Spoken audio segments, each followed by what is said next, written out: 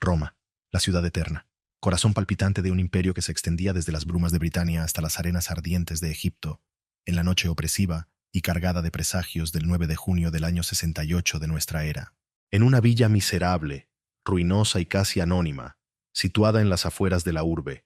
oculta entre la maleza descuidada y el ominoso abandono de quien huye de la justicia o del destino, un hombre tembloroso, despojado de toda su antigua y deslumbrante gloria imperial, se prepara, con una mezcla de terror abyecto y de patética vanidad,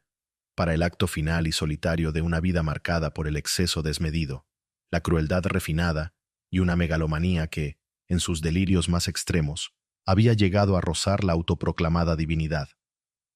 Es Nerón Claudio César Augusto Germánico, el quinto, y como la historia se encargaría de subrayar con sangre, el último emperador de la ilustre y a menudo turbulenta dinastía Julio-Claudia, aquel linaje que había dado a Roma figuras tan trascendentales como Augusto, Tiberio, Calígula y Claudio. Nerón, el artista frustrado que soñaba con escenarios y aplausos en lugar de campos de batalla y senados, el matricida confeso, atormentado por las furias de una madre a la que él mismo había ordenado asesinar, el incendiario de Roma, según la acusación popular que lo señalaría por siempre como el culpable del gran fuego que devastó la ciudad, el primer gran perseguidor de los cristianos, a quienes utilizó como chivos expiatorios para desviar la ira del pueblo, el hombre que, en la cima de su poder, se creyó un Dios viviente, un nuevo Apolo en la tierra, y que ahora, abandonado por casi todos sus antiguos aduladores, declarado formalmente enemigo público por un senado que antes temblaba ante él, y perseguido como una fiera acorralada por sus propias legiones amotinadas, se enfrenta, en la más absoluta soledad y desesperación, a la perspectiva ineludible de una muerte ignominiosa y brutal. Con un puñal en la mano temblorosa, incapaz por cobardía o por un último vestigio de narcisismo de asestar el golpe fatal por sí mismo, suplica con lágrimas en los ojos a su leal liberto Epafrodito que lo ayude a morir, que ponga fin a su tormento, mientras musita con una amarga y casi increíble ironía las palabras que la historia recogería y repetiría por los siglos de los siglos. Qualis artifex pereo, ¿qué artista muere conmigo? En pocos instantes, la sangre aún caliente del último de los Césares de la estirpe de Augusto manchará el suelo polvoriento de aquella villa anónima, poniendo un fin abrupto y sangriento a un reinado de 14 años que había comenzado con promesas halagüeñas de una nueva edad de oro para el imperio, y que terminaba ahora, de manera tan patética como previsible, en un baño de sangre, de fuego, de locura y de desolación. ¿Fue Nerón realmente el monstruo depravado, el tirano sanguinario y el loco incendiario que nos pintan con trazos tan vívidos y a menudo tan hostiles las fuentes antiguas, como Tácito, Suetonio o Dion Casio? ¿O fue, al menos en parte, víctima de una eficaz y persistente propaganda senatorial y cristiana, y de las intrigas de una aristocracia que nunca aceptó ni perdonó su estilo de gobierno populista y sus veleidades artísticas? ¿Fue su caída el resultado inevitable y merecido de sus propios y monstruosos excesos y crímenes? ¿O fue más bien el fruto amargo de una conspiración bien urdida por aquellos que, desde la sombra, ambicionaban el poder o simplemente deseaban librarse de un emperador cada vez más incómodo y peligroso? Y más allá de su muerte física, de su suicidio forzado y patético, ¿qué significó realmente el fin de Nerón para el destino de Roma y para la evolución del imperio? Esta es la crónica detallada de una caída vertiginosa y espectacular, la historia de los últimos, febriles y desesperados días de un emperador que se atrevió a desafiar todas las convenciones sociales y políticas de su tiempo, que soñó con una Roma monumental y eterna, construida a la medida de sus delirios de grandeza artística, y que encontró su trágico y solitario final en el abandono más absoluto, forzado a un suicidio que sellaría para siempre su infame y fascinante leyenda. Acompáñenme, con el rigor del historiador y la pasión del narrador, a desentrañar los múltiples y oscuros secretos que aún esconde la Domus Aurea, a explorar los intrincados y a menudo insondables laberintos de la mente de Nerón y a ser testigos privilegiados del crepúsculo sangriento y operístico de un dios autoproclamado que se derrumbó bajo el peso de su propia y monstruosa creación. ¿Fue su muerte un acto de justicia divina o histórica, o el último y patético espasmo de un tirano acorralado y enloquecido por el miedo?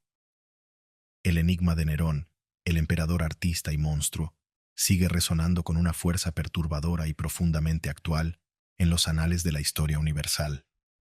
¿Estamos listos para enfrentarnos a su mirada y a su legado? Para comprender en toda su complejidad y en todas sus contradicciones la figura enigmática y a menudo desconcertante del emperador Nerón, y para entender las circunstancias precisas que lo llevaron desde la cima del poder absoluto hasta su trágico, solitario y autoinfligido final, es absolutamente imprescindible que nos sumerjamos primero, con la debida atención al detalle, en el convulso, fascinante y a menudo aterrador mundo de la Roma imperial de mediados del siglo I de nuestra era. Un mundo que había alcanzado un grado de poder militar, de riqueza material y de sofisticación cultural sin precedentes en la historia de la humanidad, pero que también se encontraba plagado de profundas contradicciones sociales, de agudas tensiones políticas, de constantes y sanguinarias intrigas palaciegas,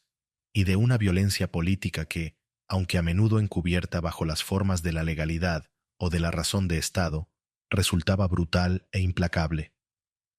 Nerón, cuyo nombre de nacimiento era Lucio Domicio Enobarbo, vino al mundo en la pequeña ciudad costera de Antium, la actual Anzio, en Italia, el 15 de diciembre del año 37 de la Era Común, durante el reinado de su tío materno, el infame emperador Calígula. Pertenecía, por línea materna directa, a la más alta y rancia aristocracia romana y a la propia familia imperial Julio-Claudia, aquel linaje que, desde el divino Augusto, había regido los destinos del imperio. Su madre era la no menos infame Agripina la Menor, una mujer de una belleza imponente y legendaria, de una inteligencia maquiavélica y calculadora, y de una ambición política tan desmedida como carente de escrúpulos. Agripina era, además, bisnieta del propio Augusto, a través de su abuela Julia la Mayor, sobrina del emperador Tiberio, y hermana del entonces reinante y ya notoriamente demente emperador Calígula. El padre biológico de Nerón era Cneo Domicio Enobarbo, un noble perteneciente a una de las familias patricias más antiguas y orgullosas de Roma, los Enobarbo, literalmente barba roja,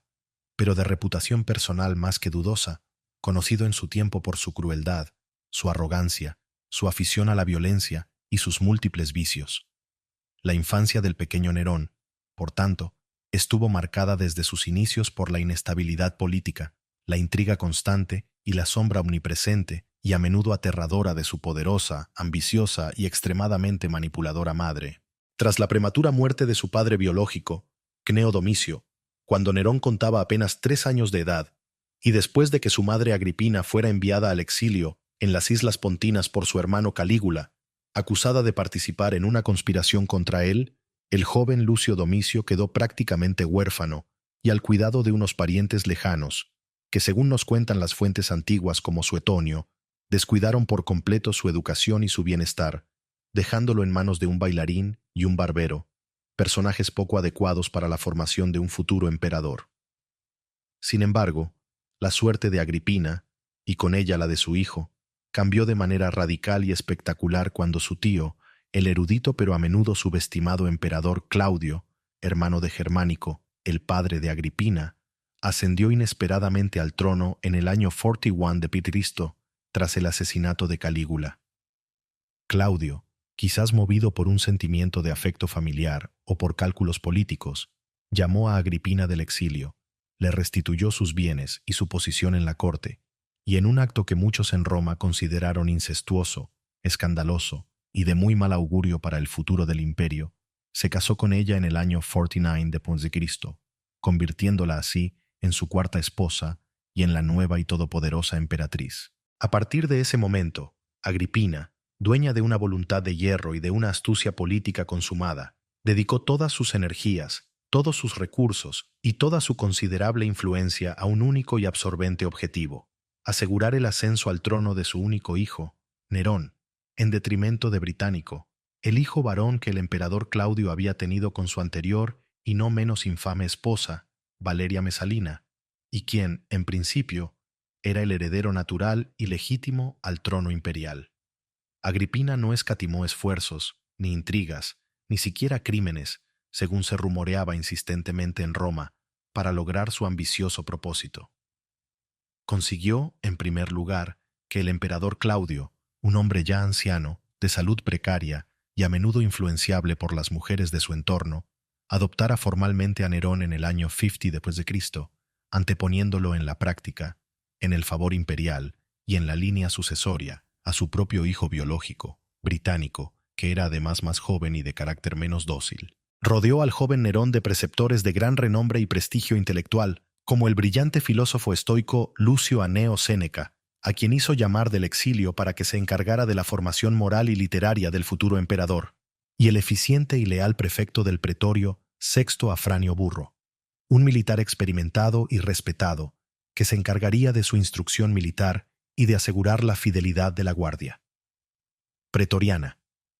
Ambos hombres, Séneca y Burro, se convirtieron en aliados clave de Agripina en su estrategia de promoción de Nerón, y durante los primeros años del reinado de éste, ejercerían una influencia considerable y en general moderadora sobre el joven e inexperto emperador. Agripina también se preocupó de reforzar los lazos dinásticos de Nerón, concertando su matrimonio, en el año 53 d.C., con la joven y virtuosa Octavia, la hija que Claudio había tenido con Mesalina y, por tanto, hermanastra de Británico. Esta unión, aunque probablemente carente de afecto por parte de Nerón, que siempre despreció a la seria y poco atractiva Octavia, servía para legitimar aún más su posición como miembro de la familia imperial y como posible sucesor. Y finalmente, según la acusación casi unánime de los historiadores antiguos Tácito, Suetonio, Dion Casio,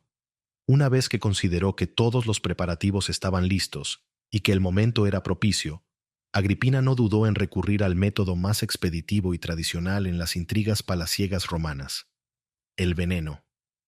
Habría sido ella la instigadora y la principal artífice del asesinato de su esposo y tío, el emperador Claudio, en la noche del 12 al 13 de octubre del año 54 de Cristo, haciéndole servir un plato de setas venenosas, su manjar favorito, para asegurar así, sin más dilaciones ni riesgos, que su hijo Nerón,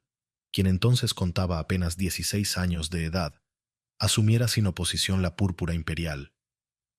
Así, de la mano poderosa y a menudo ensangrentada de su madre, y a través de un camino sembrado de intrigas, de manipulaciones y de probables crímenes, el joven Lucio Domicio Enobarbo, ahora conocido como Nerón Claudio César Augusto Germánico, se convirtió, de la noche a la mañana, en el dueño absoluto del Imperio Romano. Su ascenso al trono, a una edad tan temprana, fue recibido inicialmente en Roma con un cierto optimismo y con una considerable expectación, especialmente por parte del Senado y del pueblo. Se esperaba que el joven emperador, guiado por la sabiduría y la experiencia de sus prestigiosos consejeros, Séneca y Burro, y quizás también contenido por la autoridad de su madre, se alejara de las excentricidades, la crueldad y la tiranía que habían caracterizado los reinados de sus inmediatos predecesores, Calígula, y al menos en sus últimos y más oscuros años, el propio Claudio. Se soñaba con el inicio de una nueva edad de oro para Roma, un periodo de paz, de prosperidad y de buen gobierno. Y en efecto, los primeros 5 años del reinado de Nerón, el periodo que la tradición histórica ha dado en llamar el Quinquenio Feliz o Quinquennium Neronis, aproximadamente del 54 al 59 de Cristo, parecieron confirmar estas esperanzas. Bajo la influencia moderadora y la hábil dirección política de Séneca y Burro, y con Agripina intentando seguir ejerciendo el poder en la sombra a través de su hijo, se llevaron a cabo algunas reformas administrativas y fiscales que resultaron beneficiosas para el imperio. Se trató al Senado con un aparente respeto y deferencia, y se mantuvo en general la paz y la estabilidad en las fronjas. Sin embargo, esta aparente armonía y este buen gobierno no estaban destinados a durar mucho tiempo. La ambición desmedida de Agripina, que pretendía seguir siendo la verdadera dueña del poder y que no soportaba ver su autoridad cuestionada por nadie, ni siquiera por su propio hijo, chocó frontalmente con el creciente deseo de autonomía, con la vanidad herida y con el carácter cada vez más caprichoso y autoritario de Nerón. Este, a medida que crecía en edad y tomaba una mayor conciencia de su omnipotencia como emperador, comenzó a resentir profundamente la constante tutela y la asfixiante interferencia materna en todos los asuntos de Estado y en su vida privada. Además, Nerón, de un carácter esencialmente impulsivo, hedonista, narcisista y con una marcada inclinación hacia lo teatral y lo extravagante, se sentía cada vez más atraído por las artes, la poesía, la música, el canto, la actuación en el teatro, las carreras de cuadrigas en el circo, por los placeres sensuales más refinados y a menudo más prohibidos, y por la adulación constante de una corte de jóvenes libertinos, de advenedizos sin escrúpulos y de artistas griegos que alimentaban sus delirios de grandeza, en detrimento de los aburridos, prosaicos y a menudo ingratos asuntos de Estado que tanto despreciaba. Los primeros y ominosos presagios de la deriva tiránica, sangrienta y finalmente autodestructiva que tomaría su reinado comenzaron a manifestarse con la eliminación progresiva y sistemática de todos aquellos que, de una u otra manera, se interponían en su camino, que osaban criticar su conducta o que simplemente representaban una amenaza, real o imaginaria, para su poder absoluto. El primero en caer, como ya hemos mencionado, fue su joven hermanastro británico, el hijo legítimo de Claudio, quien, a pesar de su corta edad y de su carácter apocado, seguía representando una amenaza dinástica potencial para la legitimidad de Nerón. Británico murió envenenado durante un banquete en el Palacio Imperial en el año 55 de Cristo, en circunstancias que apuntaban de manera inequívoca a la responsabilidad directa de Nerón y muy probablemente a la complicidad de su madre Agripina. Poco después, a medida que crecía su resentimiento hacia la dominación materna, Nerón comenzó a cansarse de la tutela opresiva de Agripina y a desear con todas sus fuerzas librarse de su influencia y de su constante intromisión. La relación entre madre e hijo, que nunca había sido fácil, se deterioró rápidamente, convirtiéndose en una lucha abierta y sin cuartel por el poder, una lucha llena de recelos mutuos, de amenazas veladas, de conspiraciones y de un odio creciente y casi palpable. Un nuevo y terrible enigma se perfilaba en el horizonte sombrío del Palatino. ¿Hasta dónde sería capaz de llegar el joven emperador Nerón para afirmar su independencia personal y su autoridad absoluta como único dueño de Roma? ¿Se atrevería a levantar la mano contra su propia madre, la mujer que lo había llevado al trono? Y un objeto simbólico, la daga, el veneno, el barco trucado, los múltiples instrumentos de la muerte que caracterizaron la violencia política en la Roma imperial, parecían ya estar forjándose en los fuegos de su creciente paranoia, de su megalomanía desatada y de su sed insaciable de libertad sin límites. La corona imperial, aquella que había llegado a sus manos manchada con la sangre probable de su predecesor, comenzaba a pesarle como una losa insoportable y a empujarlo, de manera inexorable, por un camino de no retorno hacia la tiranía más abyecta, la crueldad más refinada y, finalmente, la autodestrucción más patética. La espiral descendente que llevaría a Nerón, desde los inicios aparentemente prometedores de su llamado quinquenio feliz, hasta convertirse en la personificación misma de la tiranía, la crueldad y la depravación a los ojos de la historia, y finalmente a su trágico, solitario y vergonzoso suicidio, fue un proceso complejo, gradual en algunos aspectos, pero también marcado por puntos de inflexión brutales y multifactorial en sus causas. Estuvo caracterizado por la progresiva y alarmante corrupción de su carácter personal,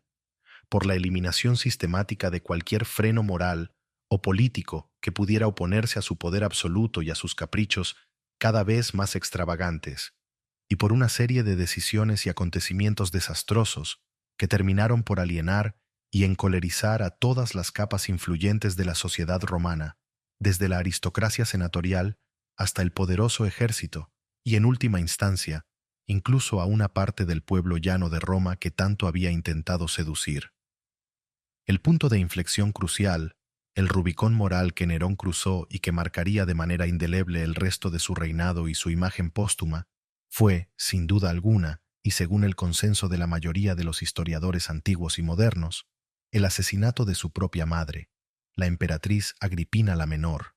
en la primavera del año 59 de nuestra era. La encarnizada lucha por el poder entre el joven y cada vez más autócrata Nerón y su ambiciosa y dominante madre Agripina se había vuelto, en los meses previos, absolutamente insostenible, una auténtica guerra fría dentro de los muros del palacio imperial. La emperatriz madre, acostumbrada desde hacía años a ejercer una influencia decisiva, casi absoluta, en los asuntos de Estado, primero a través de su matrimonio con Claudio, y luego durante los primeros años del reinado de su hijo, no aceptaba de buen grado ser relegada a un segundo plano, a un papel meramente ceremonial, por un Nerón que ella misma había colocado en el trono y a quien, en el fondo, seguía considerando una criatura suya, un instrumento de su propia ambición. Intentó por todos los medios a su alcance, desde la intriga y la manipulación hasta la amenaza directa, seguir controlándolo, recordándole constantemente todo lo que le debía. Llegó incluso, según algunos relatos, a amenazarlo con apoyar las posibles pretensiones al trono de Británico, antes de que éste fuera convenientemente asesinado, o de otros miembros de la familia imperial que pudieran ser más dóciles a su voluntad. Nerón, por su parte, cada vez más impaciente por gobernar sin tutelas, sin restricciones, y probablemente influenciado de manera decisiva por sus nuevos y ambiciosos favoritos, especialmente por su amante Popea Sabina, una mujer de gran belleza, astucia y una ambición comparable a la de la propia Agripina, que odiaba profundamente a la emperatriz madre y veía en ella un obstáculo para sus propios planes de convertirse en la esposa legítima de Nerón y en la nueva emperatriz, decidió finalmente que la única forma de librarse de manera definitiva de la insoportable influencia materna y de asegurar su propia autonomía como soberano era eliminarla físicamente. Tras varios intentos fallidos y casi rocambolescos de asesinarla de manera discreta o accidental, incluyendo, según el vívido y detallado relato de Tácito, un ingenioso pero finalmente fallido plan para que muriera ahogada en un barco especialmente trucado y diseñado para hundirse con ella a bordo durante una travesía por la bahía de Nápoles, un plan que Agripina logró sobrevivir milagrosamente nadando hasta la orilla, Nerón, frustrado y enfurecido por la resistencia de su madre, ordenó finalmente a sus soldados, de manera abierta y brutal, que la mataran en su villa de Bauli. El matricidio, un crimen horrendo y casi impensable incluso para los laxos estándares morales de la a menudo depravada corte romana, un acto que violaba uno de los tabúes más sagrados de la sociedad antigua, marcó un antes y un después irreversible en el reinado de Nerón y en la percepción que de él se tenía. Aunque inicialmente Nerón intentó justificar su acción ante el Senado y el pueblo, presentando a Agripina como una conspiradora peligrosa que había atentado repetidamente contra su vida y contra la seguridad del Estado, el peso inmenso de la culpa, el oprobio popular apenas disimulado y el temor a la venganza de los dioses comenzaron a hacer mella de manera visible en su ya de por sí inestable y narcisista psique. Se dice que a partir de entonces sufrió terribles remordimientos, que era atormentado por pesadillas y alucinaciones en las que veía el fantasma ensangrentado de su madre, y que desarrolló un creciente temor a las fuerzas oscuras y a las venganzas divinas y humanas. Con la muerte de Agripina, y poco después, en el año 62 de nuestra era, con la muerte, probablemente inducida por envenenamiento o por presiones insoportables, de su leal y experimentado consejero Afranio Burro, y el consiguiente retiro forzoso y autoimpuesto de Séneca de la vida pública, quien, asqueado por la deriva tiránica de su antiguo pupilo y temiendo por su propia vida, prefirió alejarse de la corte, Nerón se vio completamente libre de cualquier influencia moderadora, de cualquier freno moral o político a sus caprichos y a sus excesos. Dio entonces rienda suelta, sin ningún tipo de contención, a sus peores instintos y a sus más extravagantes fantasías. Se rodeó de una nueva camarilla de aduladores serviles, de libertinos sin escrúpulos y de personajes de la peor calaña, como el infame Ofonio Tigelino, un hombre de origen humilde y de moralidad más que dudosa, que se convirtió en su nuevo y todopoderoso prefecto del pretorio y en el principal instrumento y ejecutor de su creciente tiranía. Su gobierno, a partir de ese momento, se volvió cada vez más arbitrario, más cruel, más impredecible y más abiertamente extravagante. En el ámbito personal, se divorció de su virtuosa pero estéril esposa Octavia, a quien poco después haría ejecutar bajo falsas acusaciones de adulterio y traición para satisfacer los deseos de Popea, para casarse con su amante Popea Sabina, una mujer a la que, según algunos relatos, él mismo mataría años después en un arrebato de cólera, propinándole una patada en el vientre cuando estaba embarazada. Tras la muerte de Popea, Nerón llegaría incluso a desposarse con un joven eunuco llamado Esporo, a quien hizo castrar y vestir como una mujer, y a quien trataba como si fuera la reencarnación de su difunta esposa.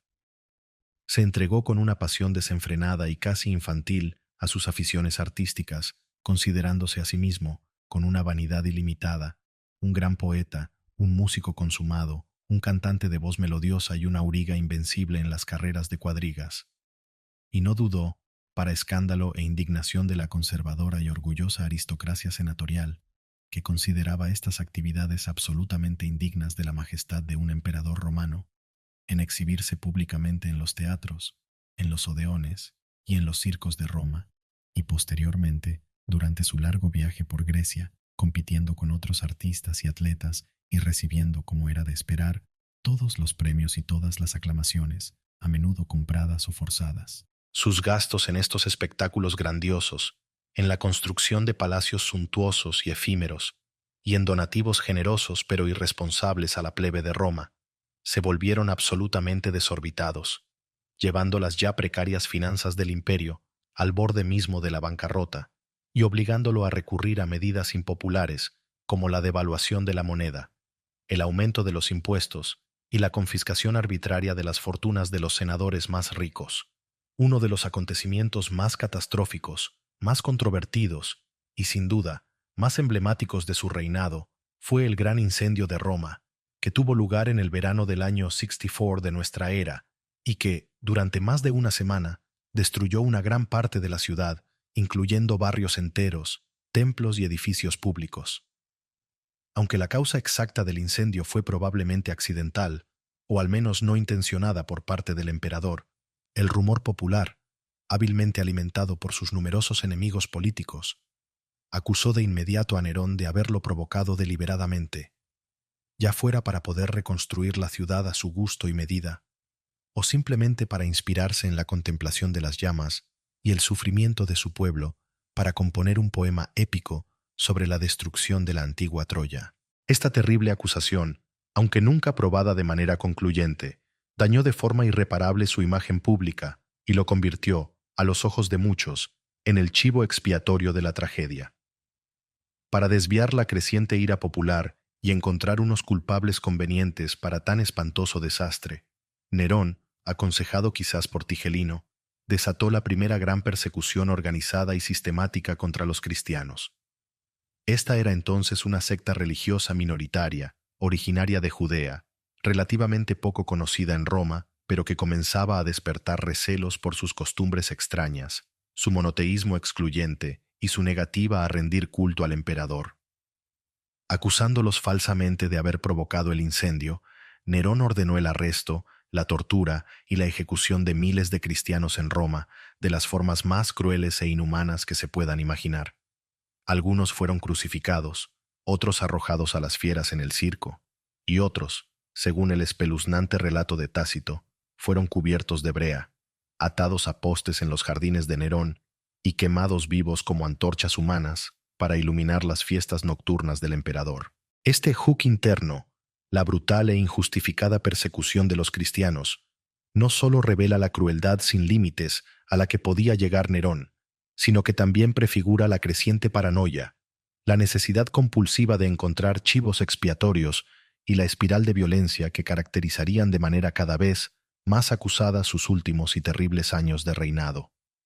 Tras el pavoroso incendio, Nerón emprendió la ambiciosa tarea de reconstruir la ciudad de Roma con un nuevo y grandioso plan urbanístico, que incluía calles más anchas y rectas, edificios construidos con materiales más seguros para prevenir futuros incendios, y sobre todo, la construcción de su propio y megalómano palacio, la Domus Aurea, la Casa de Oro.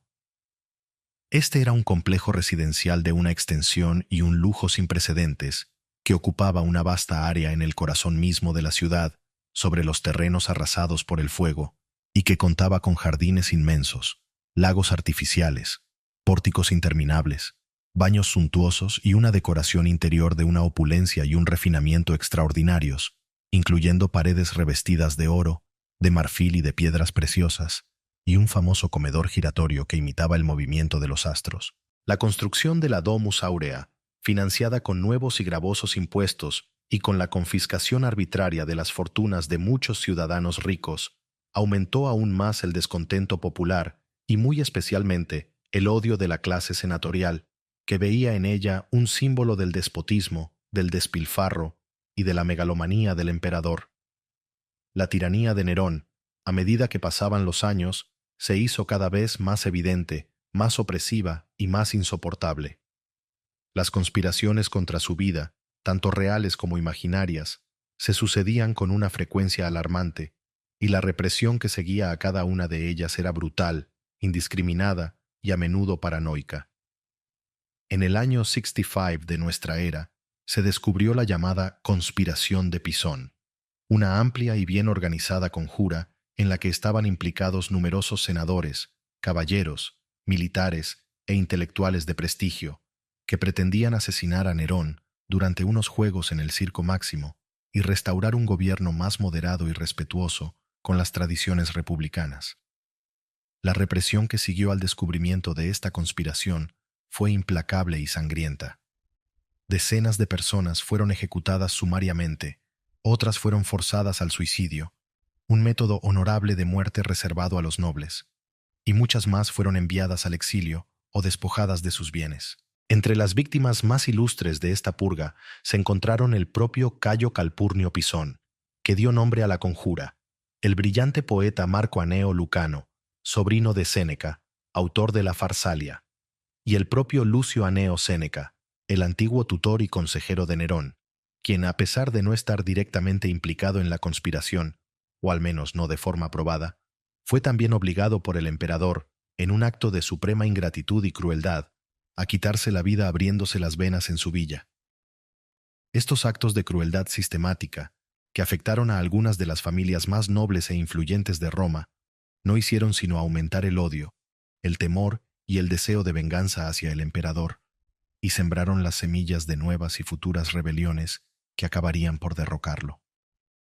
La espiral de violencia, de paranoia y de creciente aislamiento de Nerón se aceleraba de manera inexorable. Se rodeó cada vez más de delatores profesionales y de espías que alimentaban sus sospechas, desconfiaba de todos, incluso de sus más íntimos colaboradores, y sus decisiones políticas y personales eran cada vez más erráticas, más impulsivas y más sanguinarias.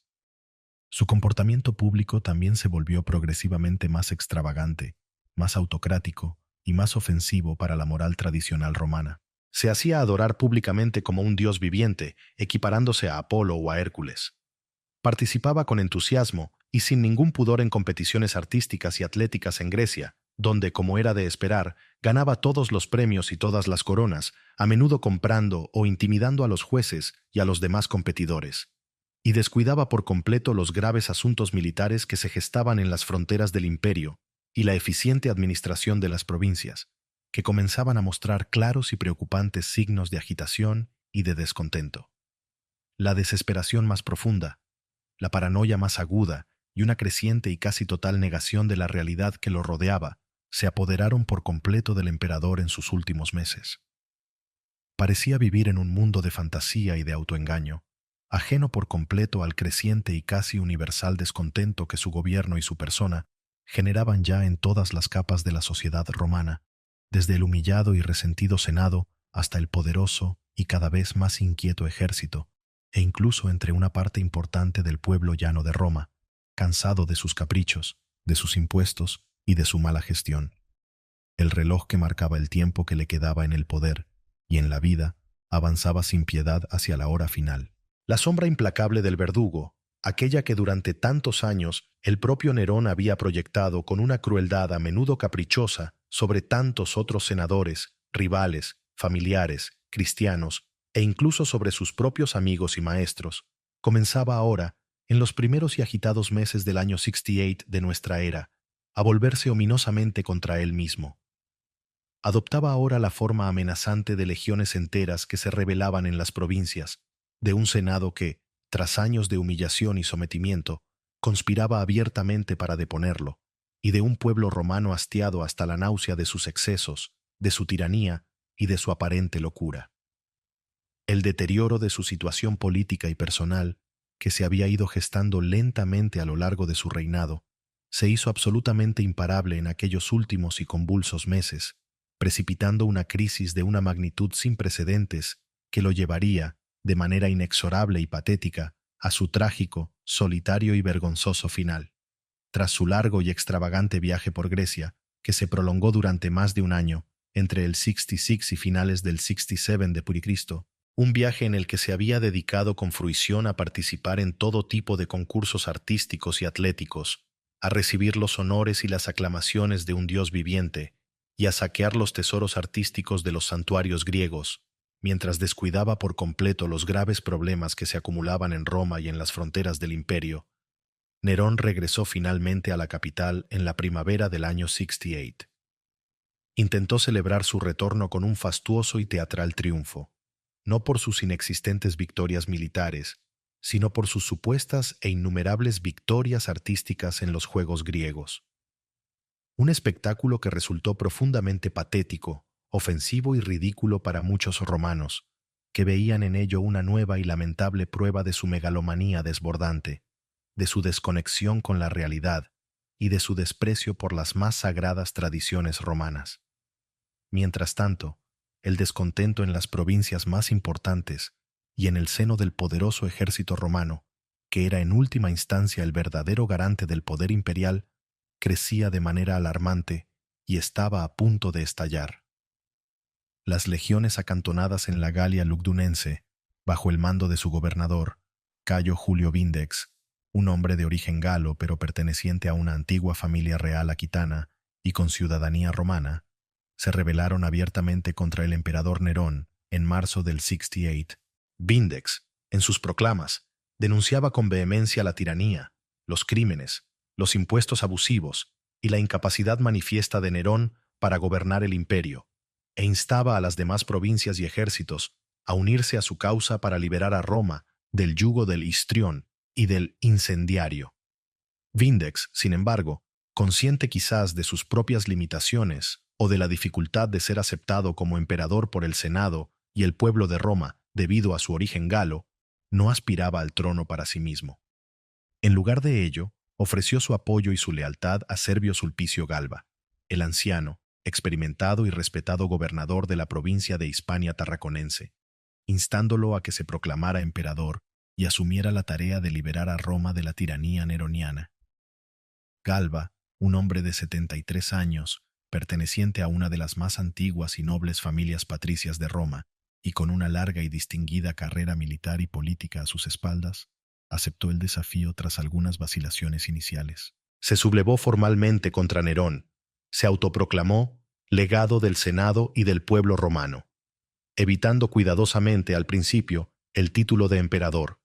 y obtuvo rápidamente el apoyo crucial de otras legiones, como las de Lusitania, y, lo que era aún más importante, de una parte significativa e influyente del Senado romano, que veía en él una alternativa viable, respetable y, sobre todo, más predecible al régimen cada vez más caótico y sanguinario del último de los Julio Claudios. La reacción inicial de Nerón ante estas alarmantes noticias fue, según nos cuenta el historiador Suetonio, con su habitual agudeza para el detalle psicológico, de una sorprendente y casi increíble apatía y displicencia. Cuando le llegaron las primeras informaciones fidedignas sobre la rebelión de Vindex en la Galia, el emperador, que se encontraba en Nápoles disfrutando de sus placeres habituales, se limitó, al parecer, a expresar su más profundo desprecio por el rebelde y a seguir con sus actividades artísticas, sus banquetes y sus devaneos, como si nada grave estuviera ocurriendo. Sin embargo, a medida que la revuelta se extendía como la pólvora por otras provincias, a medida que la amenaza de Galba desde Hispania se hacía más real y más inminente, y a medida que las noticias de deserciones y traiciones comenzaban a llegar a Roma, Nerón comenzó finalmente a mostrar claros signos de pánico, de confusión y de una creciente y paralizante desesperación. Intentó, de manera tardía y torpe, reclutar un ejército leal para oponerse a los rebeldes, pero se encontró con la indiferencia generalizada, cuando no con la abierta hostilidad, de las tropas acantonadas en Italia, que estaban mal pagadas, mal equipadas y profundamente desmoralizadas. Sus patéticos llamamientos al pueblo de Roma para que se alistara en su defensa y salvara a su emperador cayeron completamente en el vacío. Nadie estaba dispuesto a arriesgar su vida por un tirano tan odiado y tan desacreditado. La situación política y militar de Nerón se volvía, día a día, hora a hora, cada vez más crítica, más insostenible. El aislamiento del emperador dentro de su propio palacio era ya casi total, absoluto. Sus antiguos consejeros y amigos de confianza, aquellos que habían compartido sus primeros años de gobierno o sus posteriores excesos, lo habían abandonado uno tras otro, o habían sido eliminados por él mismo en sus frecuentes purgas paranoicas. Sus libertos de mayor confianza, como el siniestro Tigelino, su prefecto del pretorio y principal instrumento de su tiranía, comenzaron a distanciarse discretamente de él, buscando ya la manera de salvar su propia piel y de congraciarse con los futuros dueños del poder. Incluso la temible, y hasta entonces siempre leal Guardia Pretoriana, el cuerpo militar de élite encargado de la protección personal del emperador, y que tradicionalmente había sido uno de los pilares fundamentales del poder imperial en Roma, comenzó a vacilar peligrosamente en su lealtad, sobornada con generosas promesas por los hábiles agentes de Galba y profundamente descontenta con la inacción, la cobardía y la aparente locura de Nerón. Las descripciones que nos han llegado del estado físico y mental del emperador en aquellos últimos y terribles días son verdaderamente patéticas, casi grotescas. Se dice que pasaba las largas noches en vela, presa de un terror incontrolable y de una indecisión paralizante, vagando como un fantasma por los inmensos y ahora desiertos pasillos de su Domus Aurea, aquella que había construido como un monumento a su propia gloria y que ahora se convertía en el escenario de su humillante caída. Lloraba amargamente como un niño, se lamentaba con gritos y gemidos de su aciaga suerte, maldecía a sus enemigos, a sus antiguos amigos que lo habían traicionado y a los dioses que parecían haberlo abandonado. Intentaba componer discursos grandilocuentes que nunca llegaría a pronunciar ante el Senado o el pueblo, y planeaba con una ingenuidad casi infantil fugas imposibles a Egipto, donde quizás esperaba encontrar refugio y apoyo, o incluso a Partia, el eterno enemigo de Roma. Su proverbial megalomanía, que lo había llevado a considerarse un dios en vida, se mezclaba ahora de manera inseparable con una cobardía abyecta y con una incapacidad absoluta para afrontar la realidad de su situación. En un momento de desesperación, consideró seriamente la posibilidad de presentarse ante el Senado vestido con harapos y ceniza, suplicando el perdón de rodillas y ofreciendo abdicar del trono o retirarse a la vida privada en alguna provincia lejana. En otro, en un delirio artístico final, fantaseaba con la idea de dirigir personalmente un ejército compuesto únicamente por artistas, músicos y cantantes, con el que intentaría conmover los corazones endurecidos de las legiones rebeldes mediante la belleza de sus cantos y el virtuosismo de sus liras. Las reacciones de la corte, lo poco que quedaba de ella, de su mermada familia y del pueblo de Roma ante la inminente y ya inevitable caída del emperador, eran de una compleja mezcla de temor ante lo desconocido, de expectación morbosa y, en la mayoría de los casos, de un odio profundo y apenas disimulado, acumulado durante años de tiranía, de crímenes y de humillaciones. Los senadores, que durante tanto tiempo habían soportado con un miedo cerval sus caprichos, sus insultos y sus arbitrarias ejecuciones, conspiraban ya abiertamente y sin apenas disimulo para deponerlo formalmente y para aclamar a Galba como el nuevo y salvador emperador. El pueblo de Roma, aquel que en otros tiempos había disfrutado con fruición de sus espectáculos grandiosos y de sus generosos donativos, el famoso pan y circo, ahora lo maldecía en las calles, lo acusaba de todos los males del imperio y celebraba por anticipado su caída.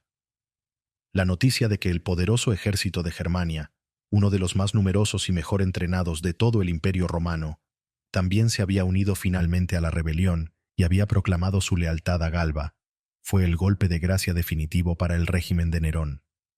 Comprendió entonces, con una claridad aterradora, que su causa estaba irremediablemente perdida, que ya no le quedaba ningún apoyo militar o político significativo en ninguna parte del imperio, y que su vida corría un peligro inminente y mortal. El reloj inminente de su muerte había comenzado su cuenta atrás definitiva, y ya no había nada ni nadie que pudiera detenerlo. Los últimos y desesperados intentos de Nerón por salvarse, por encontrar una vía de escape, por redimirse ante sus enemigos, o al menos por encontrar una salida honorable a su desesperada situación, resultaron completamente inútiles, patéticos y, en última instancia, profundamente humillantes. En la noche del 8 de junio del año 68, abandonado por casi todos sus servidores y cortesanos, y plenamente consciente de que el Senado, reunido en sesión de urgencia, estaba a punto de declararlo formalmente enemigo público, hostis publicus, y de condenarlo a la terrible y vergonzosa pena de los antepasados, poena maiorum, que consistía en ser desnudado, atado a una horca o a un poste, y azotado hasta la muerte con varas, mientras la cabeza del reo estaba sujeta por una horquilla de madera. Nerón, disfrazado con ropas humildes y acompañado únicamente por un puñado de sus libertos más leales y desesperados, entre los que se encontraban Faonte, Epafrodito y su joven eunuco esposa, Esporo, decidió finalmente huir de Roma.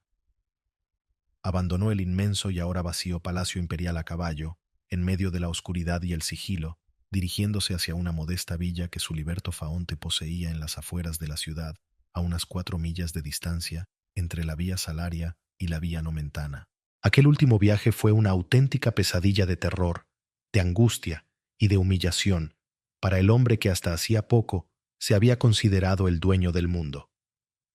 Tuvo que atravesar la ciudad a oscuras, ocultando su rostro para no ser reconocido, mientras escuchaba a lo lejos los gritos de la multitud que, en las calles, ya lo maldecía abiertamente y aclamaba con entusiasmo el nombre de Galba. Un repentino temblor de tierra sacudió el suelo bajo sus pies, aumentando su pavor y su supersticioso temor a la ira de los dioses. Su caballo, asustado por el olor de un cadáver abandonado en el camino, se encabritó violentamente, a punto de arrojarlo al suelo.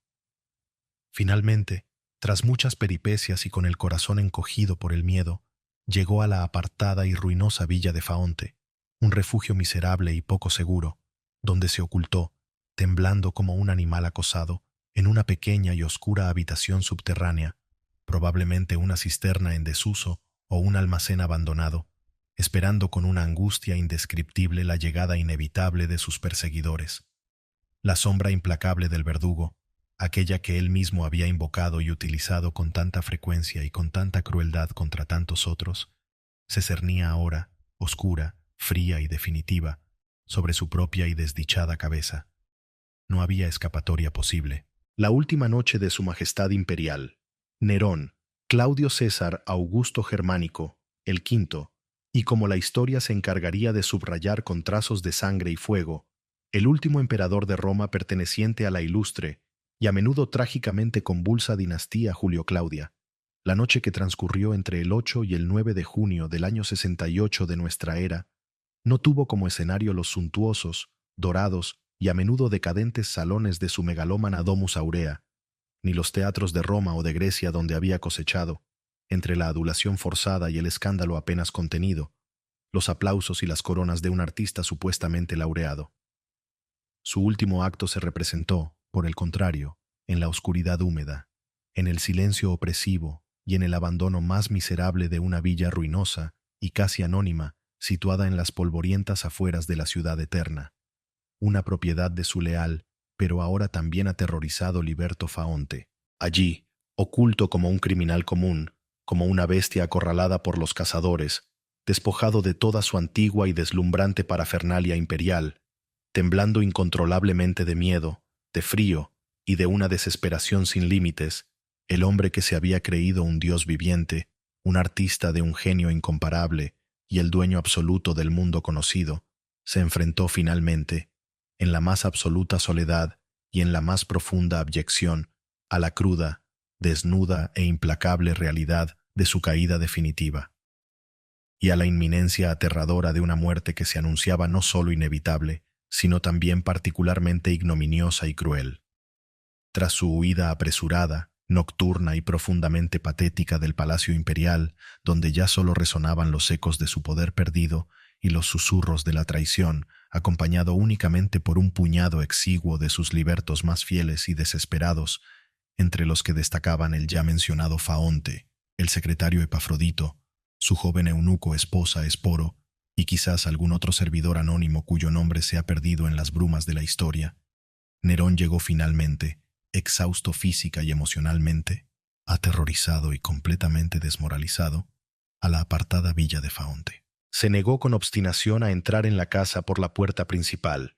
por un temor cerval a ser reconocido por algún vecino o por alguna patrulla de soldados, y se introdujo en ella de manera furtiva, casi reptante, a través de un estrecho y oscuro pasadizo abierto en la parte trasera del edificio,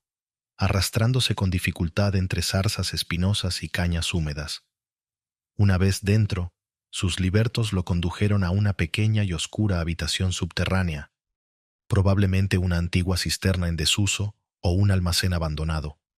un lugar indigno incluso para el más humilde de sus esclavos. Allí, sobre un lecho improvisado con un poco de paja esparcida por el suelo y cubierto con un viejo y raído manto, se tendió el hombre que había regido los destinos del mayor imperio del mundo. Durante aquellas últimas y angustiosas horas de su existencia, Nerón, según los vívidos y a menudo despiadados relatos de historiadores como Suetonio y Dion Casio, experimentó un auténtico y caótico torbellino de emociones contradictorias y extremas, el miedo más abyecto y paralizante a la tortura física y a la muerte humillante que sabía que le esperaba si era capturado con vida. El Senado, reunido en sesión de urgencia, ya lo había declarado formalmente hostis publicus, enemigo público del Estado romano, y lo había condenado en ausencia a la terrible y vergonzosa pena de los antepasados, una forma de ejecución particularmente brutal y degradante. El arrepentimiento tardío y quizás no del todo sincero por algunos de sus crímenes y errores más notorios, o al menos, y esto parece más probable, por las nefastas consecuencias que éstos le habían acarreado. La autocompasión más profunda y lacrimosa por su desgraciado y, a sus ojos, inmerecido destino. Y también, de manera casi increíble dadas las circunstancias, algunos últimos y patéticos resurgimientos de su inextinguible vanidad personal y de su orgullo herido como artista supuestamente incomprendido. Se dice que lloró amargamente durante horas, como un niño abandonado,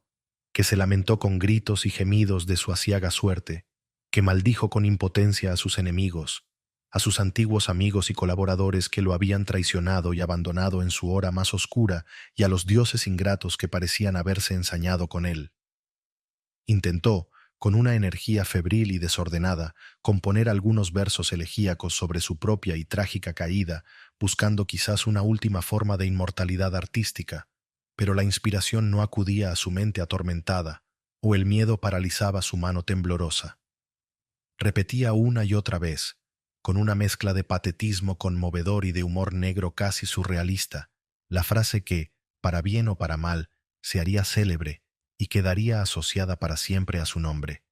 Qualis artifex pereo. Qué gran artista muere conmigo. Lamentando no tanto, al parecer, la pérdida de su vida o de su inmenso imperio, sino la desaparición irreparable del genio artístico incomparable que él, en su delirio narcisista, creía sinceramente poseer. Sus pocos y leales libertos, conmovidos por su desesperación pero también conscientes del peligro inminente que corrían todos ellos, intentaban en vano consolarlo,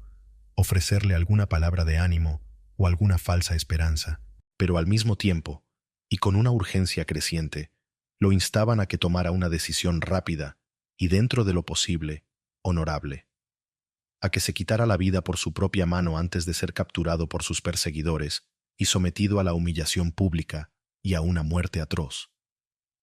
Nerón, sin embargo, dudaba, vacilaba,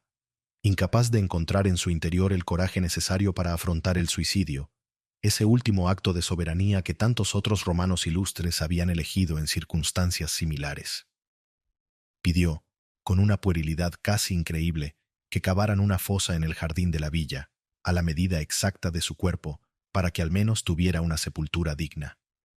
Ordenó que trajeran agua y leña para preparar su pira funeraria y que recogieran algunos trozos de mármol de algún edificio cercano para adornar su tumba, mientras seguía llorando y lamentándose de que un artista de su talla tuviera que morir de una manera tan indigna, tan prosaica, tan alejada de la gloria y de la belleza que él tanto había amado y perseguido. El tiempo, sin embargo, se agotaba de manera inexorable. Al amanecer del 9 de junio, llegó a la villa la noticia alarmante y definitiva de que un destacamento de caballería, enviado por el Senado con órdenes precisas de arrestarlo vivo o muerto, se acercaba rápidamente al lugar. El sonido inconfundible de los cascos de los caballos, resonando en el camino cercano, fue la señal inequívoca de que ya no había escapatoria posible, de que el final era inminente. El pánico más absoluto se apoderó entonces de Nerón. Comprendió, con una claridad aterradora, que debía morir en aquel mismo instante, y morir rápido, si quería evitar la tortura, la humillación y la ejecución pública que tanto temía. Tomó entonces 2 puñales que siempre llevaba consigo, los examinó con manos temblorosas, probó su filo con el dedo, pero, una vez más, su legendaria cobardía, su apego visceral a la vida, por muy miserable que ésta fuera ya, le impidieron hundirlos con decisión en su propio cuerpo. Suplicó entre sollozos a uno de sus libertos, a su amado Esporo quizás, que se suicidara primero, para darle ejemplo y para infundirle el valor necesario. Pero ninguno de sus acompañantes, a pesar de su lealtad, accedió a tan macabra petición. Finalmente, desesperado, acorralado, escuchando ya los gritos de los soldados que rodeaban la villa, y con la ayuda indispensable de su fiel secretario Epafrodito, quien, según la mayoría de los relatos, lo guió en el gesto final, o incluso lo empujó con firmeza en el último y decisivo momento, Nerón se clavó el puñal en la garganta. La herida, sin embargo, infligida con mano temblorosa e inexperta, no fue inmediatamente mortal. Mientras agonizaba en el suelo, desangrándose lentamente, con la respiración entrecortada y la mirada ya vidriosa, llegó al umbral de la habitación el centurión al mando del destacamento de caballería encargado de su captura. Al ver al emperador moribundo, el rudo soldado, quizás movido por un último vestigio de respeto o por la simple disciplina militar, intentó detener la hemorragia, aplicando un trozo de tela sobre la herida y fingiendo, quizás, que venía en su ayuda o que aún podía salvarlo. Nerón, en un último y casi imperceptible destello de lucidez o de su proverbial ironía, lo miró fijamente a los ojos y pronunció, según el testimonio de Suetonio, sus últimas y enigmáticas palabras. Demasiado tarde. ¿Es esta acaso vuestra lealtad? Cero. ¿Haec est fides? Poco después, con una última convulsión, expiró. Tenía entonces 30 años y medio de edad, y había reinado sobre el Imperio Romano durante casi 14 largos y tumultuosos años. El momento exacto de su fallecimiento sumió a sus pocos y desolados acompañantes en un profundo abatimiento y en un temor aún mayor por su propia suerte. La atmósfera inmediata en aquella miserable villa fue de un silencio sobrecogedor, denso y casi irreal, roto únicamente por el llanto desconsolado de Esporo y por el ruido metálico de los soldados que, con rudeza y sin contemplaciones, comenzaban a registrar la estancia en busca de algún tesoro oculto o de alguna prueba incriminatoria. El último de los césares de la estirpe de Augusto, el emperador que se había creído un dios en la tierra, había muerto de la manera más miserable, más solitaria y más patética imaginable, en una villa ruinosa y abandonada, asistido únicamente en sus últimos momentos por un puñado de sus libertos más fieles, y con la ignominia imborrable de un suicidio forzado y torpemente ejecutado. La revelación, o más bien la confirmación oficial, de su muerte, pondría fin de manera definitiva y sangrienta a la gloriosa y a menudo terrible dinastía Julio-Claudia, y sumiría a Roma y a todo el imperio en un nuevo y peligroso periodo de caos, de anarquía y de sangrientas guerras civiles, el tristemente célebre Año de los 4 Emperadores, hasta que la llegada al poder de Vespasiano y la instauración de la nueva dinastía Flavia lograran restaurar, al menos temporalmente, un nuevo y muy necesario orden. El anuncio oficial de la muerte del emperador Nerón, aunque esperado con una mezcla de ansiedad y alivio en muchos círculos influyentes de Roma, y aunque en sus últimos días ya era un secreto a voces que su caída era inminente, no dejó de provocar una profunda conmoción y una considerable incertidumbre en la ciudad y en todo el vasto imperio romano. Para el Senado, que en un acto de tardía valentía o de calculada oportunidad política, lo había declarado formalmente enemigo público, hostis publicus, y había precipitado con ello su trágico final. La noticia de su suicidio forzado fue recibida con un mal disimulado alivio y con una apresurada y casi unánime aclamación de Servio Sulpicio Galba, el gobernador de Hispania que se había rebelado contra él, como el nuevo y legítimo emperador. Se decretó de inmediato la damnatio memoriae de Nerón, es decir, la condena oficial de su recuerdo. Sus numerosas estatuas fueron derribadas y destruidas. Su nombre fue sistemáticamente borrado de las inscripciones públicas y de los monumentos, y muchos de sus actos de gobierno y de sus edictos fueron anulados o revisados, en un intento desesperado por borrar de la historia cualquier vestigio de su infame y, a ojos del Senado, tiránico reinado. Sin embargo, esta condena oficial, por muy drástica y generalizada que fuera, no pudo impedir, como suele ocurrir en estos casos, que su figura compleja y controvertida y el recuerdo de su reinado lleno de luces y de profundas sombras siguieran vivos y presentes en la imaginación popular y, sobre todo, en la historiografía posterior, que se encargaría de construir y perpetuar su leyenda negra. Entre el pueblo de Roma, las reacciones ante la muerte de Nerón fueron mucho más diversas y ambivalentes de lo que podría esperarse. Muchos ciudadanos, especialmente aquellos que pertenecían a las clases más humildes y que habían sufrido de manera más directa las consecuencias de sus caprichos, de sus impuestos abusivos o de la persecución desatada tras el gran incendio, celebraron su muerte con un júbilo ruidoso y a menudo desenfrenado, como la liberación de un monstruo sanguinario y de un tirano opresor. Se produjeron escenas de alegría en las calles, se derribaron sus efigies y se saquearon algunas de las propiedades de sus más odiados favoritos. Otros, sin embargo, y esto es un aspecto que a menudo se olvida, especialmente entre la plebe urbana que había disfrutado con fruición de sus espectáculos grandiosos y gratuitos en el circo y en el anfiteatro, y de sus generosos donativos de trigo y dinero, el famoso panem et circenses, y también entre aquellos que, de una u otra manera, admiraban su faceta de artista, de mecenas de las artes y de promotor de una cierta cultura helenizante, lamentaron sinceramente su pérdida y conservaron durante muchos años un recuerdo nostálgico y a menudo idealizado de su reinado, al menos de sus primeros y más brillantes años. Incluso llegaron a surgir, en los años y décadas posteriores a su muerte, diversas y persistentes leyendas que afirmaban que Nerón no había muerto realmente en aquella villa miserable, sino que se había retirado en secreto a Oriente, a Partia o a alguna otra región remota del imperio, y que regresaría algún día, como un nuevo Alejandro Magno, para vengarse de sus enemigos y para restaurar su edad de oro. Este curioso y recurrente mito del Nero redivivus, del Nerón que vuelve, demuestra la profunda y ambigua huella que su figura había dejado en la imaginación popular. El destino del cadáver de Nerón, a pesar de la condena oficial de su memoria y del odio que su nombre inspiraba en muchos sectores, fue, sorprendentemente, relativamente honorable, o al menos no tan ignominioso como podría haberse esperado. Esto se debió, fundamentalmente, a la intervención piadosa y valiente de algunas de las mujeres que lo habían amado o servido en vida, como su antigua amante Claudia Acté, una liberta de origen oriental que había sido una de sus primeras y más sinceras pasiones, y de sus dos leales nodrizas, Egloge e Alejandría. Estas mujeres, con el permiso expreso del nuevo emperador Galba, quien quizás quiso mostrar una cierta clemencia o simplemente evitar mayores disturbios, recogieron con respeto sus restos mortales de la villa de Faonte,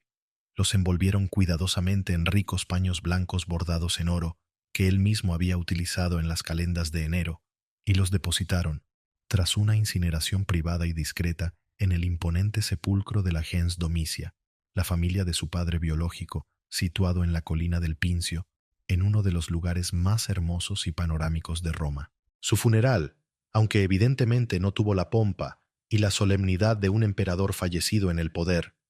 fue al menos digno, y su tumba, según cuenta Suetonio, fue adornada con flores frescas durante algún tiempo por manos anónimas y fieles, un último y conmovedor homenaje a un hombre que, a pesar de todos sus crímenes y de todas sus locuras, también había sabido inspirar afecto y lealtad en algunos corazones. Las consecuencias políticas inmediatas de la muerte de Nerón fueron, como ya se ha insinuado, profundamente caóticas y desestabilizadoras para el Imperio romano. Su suicidio forzado, al no dejar un heredero varón claro y legítimo de su propia sangre, su única hija, Claudia Augusta, había muerto niña, y sus otros hijos eran adoptivos o de dudosa legitimidad, puso fin de manera abrupta y definitiva a la larga y gloriosa dinastía Julio-Claudia, aquella que había sido fundada por el divino Augusto y que había gobernado Roma durante más de un siglo, desde el año 27 a.C. hasta el 68 de nuestra era. Al no existir un mecanismo sucesorio bien establecido y universalmente aceptado más allá de los lazos familiares con la casa de Augusto, se desató de inmediato una feroz y sangrienta lucha por el poder entre los principales generales y gobernadores de las provincias del imperio, cada uno de ellos apoyado por sus propias y leales legiones. Esta terrible crisis sumió a Roma y a gran parte del imperio en un nuevo y aterrador período de guerras civiles, conocido en la historia como el Año de los Cuatro Emperadores: Galba, Otón, Vitelio y finalmente Vespasiano, que se prolongó con una violencia y una destrucción inauditas durante todo el año 69 de nuestra era. Esta crisis, la más grave que había sufrido Roma desde los tiempos de Mario y Sila o de César y Pompeyo, puso de manifiesto de manera dramática la intrínseca fragilidad del sistema imperial creado por Augusto, su excesiva dependencia de la figura del emperador y, sobre todo, el enorme y a menudo decisivo poder que habían adquirido las legiones acantonadas en las provincias en la designación y en la deposición de los emperadores. Finalmente, tras meses de caos, de batallas campales y de asesinatos políticos, sería Tito Flavio Vespasiano, un general experimentado, pragmático y de origen itálico relativamente humilde, quien lograría imponerse militarmente sobre sus rivales, restaurar un cierto orden y estabilidad en el imperio y fundar una nueva dinastía, la Flavia, que gobernaría Roma durante las 3 décadas siguientes. Las nuevas incógnitas que surgieron tras la muerte de Nerón, o más bien las que se confirmaron y se agudizaron,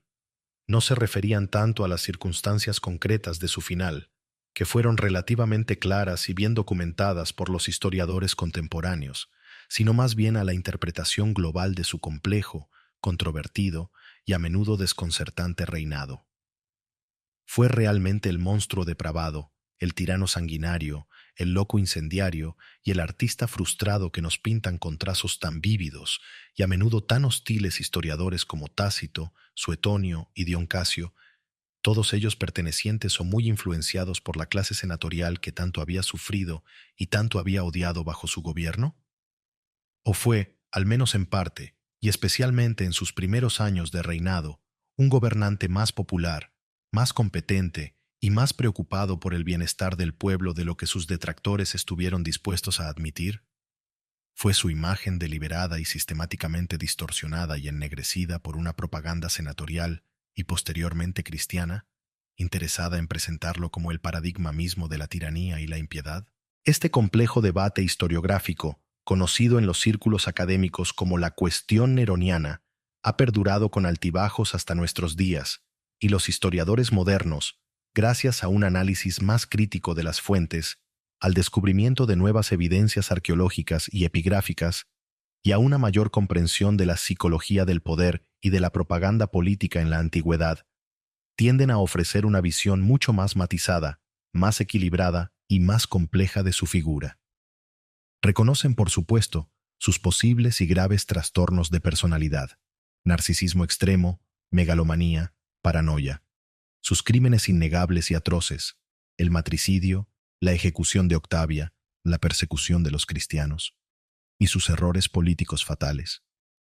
Pero también intentan comprender las circunstancias que lo moldearon,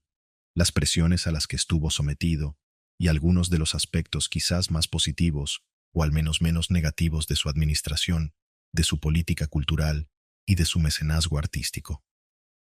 La muerte ignominiosa de Nerón, el último y quizás más tristemente célebre de los Césares pertenecientes a la estirpe Julio-Claudia, no fue simplemente el final abrupto de un reinado particularmente tiránico y sangriento, ni el mero desenlace de una tragedia personal marcada por la locura y el exceso. Fue, en un sentido mucho más profundo y trascendental, un auténtico y traumático punto de inflexión en la larga y compleja historia de Roma y de su vasto imperio. Su suicidio forzado en la oscuridad y la miseria de una villa suburbana, tan lejos de la pompa y el esplendor del Palatino, marcó de manera simbólica y brutal el cierre definitivo de una era dinástica que se había iniciado con el genio político y la visión de Estado del divino Augusto, y que, a ojos de muchos de sus contemporáneos y de la posteridad, había degenerado progresivamente, a través de las figuras de Tiberio, Calígula y Claudio, hasta alcanzar su nadir en la locura, la crueldad y el terror que caracterizaron los últimos años del reinado neroniano. El legado de Nerón es, sin duda alguna, uno de los más oscuros, más controvertidos y más persistentemente negativos de toda la historia romana, pero también, paradójicamente, uno de los más fascinantes, más influyentes y más perdurables en la imaginación y en la cultura occidental. Su nombre, a lo largo de los siglos, se ha convertido en un sinónimo casi universal de crueldad gratuita, de depravación moral, de tiranía opresiva y de implacable persecución religiosa. La imagen icónica del emperador tocando la lira con una sonrisa demente, mientras la ciudad de Roma ardía en llamas a su alrededor. Una imagen que, aunque muy probablemente una invención posterior o una grosera simplificación de los hechos, ya que las fuentes más fiables indican que Nerón se encontraba en Antium cuando comenzó el incendio y que regresó rápidamente a Roma para dirigir las labores de socorro, ha quedado grabada a fuego en la conciencia colectiva como el símbolo máximo y más terrible de su supuesta locura, de su egocentrismo patológico y de su monstruosa indiferencia ante el sufrimiento de su propio pueblo. La primera gran persecución sistemática y organizada contra los cristianos, desatada por Nerón tras el gran incendio de Roma en el año 64, con el fin de desviar las sospechas que pesaban sobre él y de encontrar un chivo expiatorio conveniente para la ira popular, lo convirtió en el anticristo por excelencia para la tradición cristiana posterior, en el primer y más cruel de los emperadores perseguidores, y en uno de los grandes y arquetípicos villanos de toda la historia sagrada. Las espantosas torturas y ejecuciones a las que fueron sometidos los cristianos en Roma bajo su mandato, crucifixiones, fieras en el circo, antorchas humanas en sus jardines,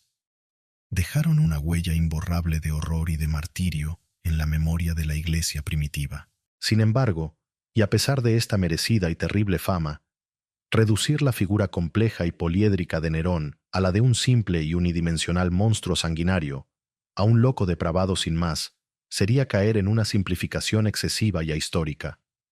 Su reinado, especialmente en sus primeros y más prometedores años, aquellos que transcurrieron bajo la influencia moderadora y la hábil tutela de sus consejeros Séneca y Burro, el famoso Quinquenio Feliz, también tuvo, como han reconocido incluso algunos de sus críticos más severos, aspectos positivos y logros notables. Se llevaron a cabo importantes reformas administrativas y fiscales que, en muchos casos, beneficiaron a las provincias del imperio, aliviando la carga impositiva y controlando la corrupción de los gobernadores. Se intentó, al menos en un principio, restaurar una parte del prestigio y de la autoridad del Senado, tratándolo con una aparente deferencia y consultándolo en algunos asuntos de Estado. Se promovió una cierta justicia social, con medidas a favor de los esclavos y de las clases más desfavorecidas, y en el ámbito cultural, Nerón, a pesar de sus excentricidades y de su vanidad desmedida, fue también un apasionado y a menudo generoso mecenas de las artes y de las letras. Amaba con fervor la poesía, la música, el canto, el teatro y la arquitectura, y soñaba, en sus momentos de mayor idealismo o de mayor megalomanía, con transformar la ciudad de Roma en una deslumbrante capital cultural que pudiera rivalizar en belleza y esplendor con las grandes metrópolis helenísticas como Atenas o Alejandría. Su controvertida Domus Aurea, la Casa de Oro, aunque construida con un lujo y una extensión que muchos consideraron un insulto a la austeridad romana y una provocación tras el incendio que había dejado sin hogar a miles de ciudadanos, fue también, desde el punto de vista arquitectónico y artístico, una obra maestra de la ingeniería y del diseño romanos, con sus audaces innovaciones técnicas, como la cúpula del comedor giratorio, su suntuosa y refinada decoración, que incluía frescos, mosaicos, estatuas y revestimientos de materiales preciosos, y su concepción de un espacio palaciego integrado en un vasto paisaje de jardines y lagos artificiales. Su profunda pasión por el helenismo, su deseo de presentarse ante el mundo no solo como un emperador, sino también como un artista consumado y un atleta victorioso, participando personalmente en los juegos y concursos artísticos de Grecia, donde, como era de esperar, obtuvo todos los premios y todas las aclamaciones, a menudo compradas o forzadas, aunque escandalizaron profundamente a la conservadora y tradicionalista aristocracia romana, que veía en ello una conducta indigna de la majestad imperial. También reflejaban, en cierto modo, una genuina sensibilidad estética, una admiración por la cultura griega y una apertura a influencias culturales externas que contrastaban con el aislacionismo y la xenofobia de algunos de sus predecesores. La muerte de Nerón y el consiguiente y abrupto fin de la dinastía Julio-Claudia, que había regido los destinos de Roma durante más de un siglo, sumieron, como ya hemos visto, al imperio en un terrible año de caos, de anarquía y de sangrientas guerras civiles, el tristemente célebre Año de los Cuatro Emperadores, 69 después de Cristo, que puso de manifiesto con una crudeza aterradora la intrínseca fragilidad del sistema imperial creado por Augusto y el peligro constante de un vacío de poder cuando la sucesión no estaba claramente establecida o cuando el ejército decidía intervenir de manera directa en la política. Sin embargo, de esta profunda crisis institucional y militar surgiría finalmente una nueva y más pragmática dinastía, la Flavia, fundada por Vespasiano, que lograría restaurar el orden y la estabilidad en el imperio, y que, en muchos aspectos, continuaría y consolidaría la obra de centralización administrativa y de fortalecimiento del poder imperial que, paradójicamente, también había caracterizado, a su manera, una parte del reinado de Nerón. La lección moral o existencial que quizás se desprenda de la intensa, contradictoria y finalmente trágica vida y muerte de Nerón es, probablemente, la de los terribles peligros que entraña el ejercicio del poder absoluto cuando éste recae en manos de un individuo psicológicamente inestable, profundamente narcisista y carente de los frenos morales y de los contrapesos institucionales necesarios para evitar su degeneración en tiranía. Su historia es, en este sentido, un ejemplo paradigmático y aterrador de cómo la adulación constante, la corrupción inherente al poder sin límites y la ausencia de cualquier tipo de crítica o de oposición efectiva pueden llevar a la progresiva y completa degeneración moral y política de un gobernante y a la instauración de un régimen de terror y de arbitrariedad. También nos recuerda, de manera elocuente, la importancia crucial de la memoria histórica y el poder inmenso de la propaganda en la construcción y en la deconstrucción de la imagen pública de los personajes del pasado. La figura de Nerón, tal como nos ha llegado a través de los siglos, ha sido moldeada y a menudo distorsionada por los escritos de historiadores que, en su inmensa mayoría, pertenecían o simpatizaban con la clase senatorial, aquella que él tanto había humillado, perseguido y diezmado durante su reinado. Esto, sin duda alguna, ha contribuido de manera decisiva a ennegrecer su leyenda y a convertirlo en el arquetipo del tirano por excelencia.